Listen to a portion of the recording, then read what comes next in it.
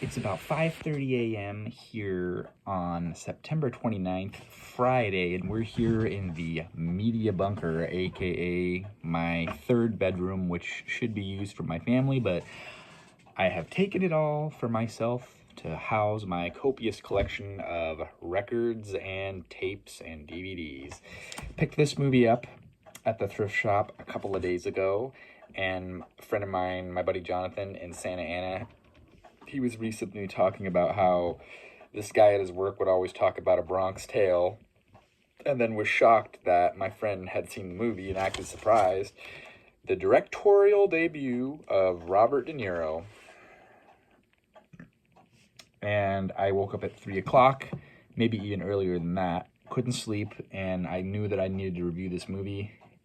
Not child appropriate, couldn't use my DVD player during the day, so it was the opportunity to review this 1993 release. 120-minute runtime. It is considered one of the top 10 gangster films of all time, according to the American Film Institute. And it was not a commercial success. They say that the reception of this film probably hindered De Niro from making more directorial films.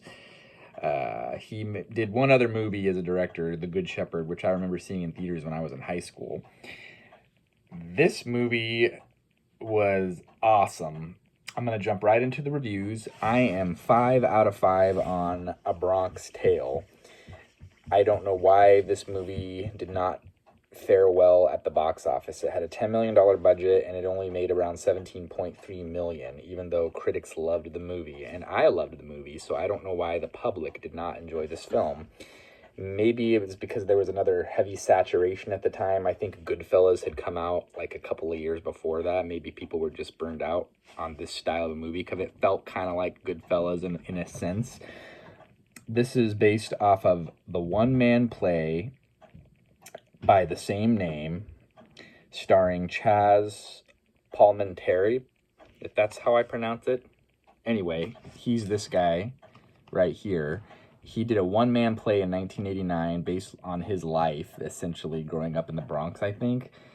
And De Niro saw the play in 1990 and went to his dressing room afterwards and said that was one of the best performances of a one-man show that he'd ever seen, based off of what I read online. And they agreed to make the play together. Chaz Palminteri had turned down $1 million offers to make this into a film, but him and De Niro collabed on the script, and they did it on a gentleman's agreement. 7.8 out of 10 on IMDb. Rotten Tomatoes is 97%. Google users 92%. So you can see this movie is very well regarded. It is a classic of the early 90s. Chaz Palminteri, standout performance. The kid's character's name, Chaz plays the mafia boss, Sonny, and then the kid of the De Niro character, Caraggio, he's played at two different phases. As a 9-year-old, he's played by Francis Capra, and as a high school kid, he's played by Lilo Bracciato Jr., and both of those performances with the younger actors was awesome. I just liked how this movie has a lot of different subject matters. It's dealing with race relations, interracial relationships in 1968. It's heavy duty. There's a lot of complicated subject matters. The dichotomy of good and evil, because De Niro is just a city worker bus driver. Sonny is a successful mafia boss. And then the child of De Niro is kind of torn between, like, this guy Sonny, I see his success, and the Sonny character always says the working man is a sucker, but then his dad is an honest, hardworking guy that won't be touched by the mafia and won't have anything to do with it and won't be on the take with them. And then you see the point of view of the kid kind of trying to figure out his place in the world. He meets, as an Italian, it was kind of taboo. He meets a black girl in high school, and they start dating, and it's like a complicated situation because of the time period and acceptance. But this is just an overall very entertaining movie, and I think it's a slice of life in the early 60s and late 60s in America, and organized crime in the New York City metro area, the Bronx, obviously part of that whole metropolitan area. it was just such a great movie, and I'm really glad that I found a copy at the thrift shop. Apparently, this movie was out of print, and the last time they made it on DVD was 2010. And this particular copy is a 1998 release, and it is a widescreen version. Interestingly, online it said 120-minute runtime. Here it says 122 minutes. Tribeca and Savoy Pictures release. HBO home video. Filmed in Panavision. So I recommend this movie. It's probably one of my favorite movies that I've seen this year, if that's saying a lot about the state of modern cinema. Scorsese recently said that Hollywood as we know it is dead, but then he also kind of trashed Hollywood and the big studios because they just wouldn't let people do what they wanted to make the pictures they wanted either. So I don't know. I feel like you need to let artists do what they want, and you need to not still stick with this whole format of like, I don't know.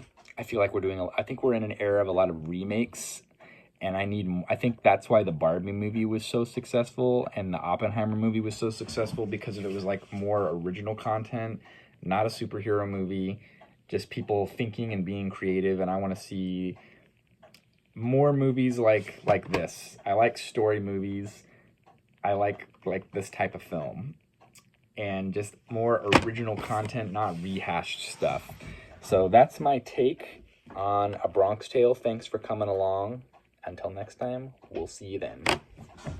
Oh, you know what? I think the next movie that I will review, which has been in my collection for a couple of years and I have yet to review it, I think I will review, directed by Glenn Gordon Caron, Clean and Sober, starring Michael Keaton. I think that will be up on the docket.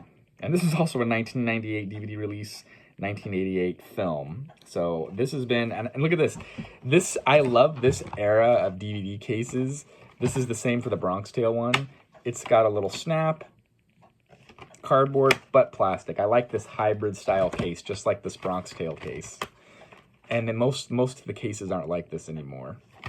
And look at that. And it has the scene index too. So there you go. Another little tidbit that you didn't ask for.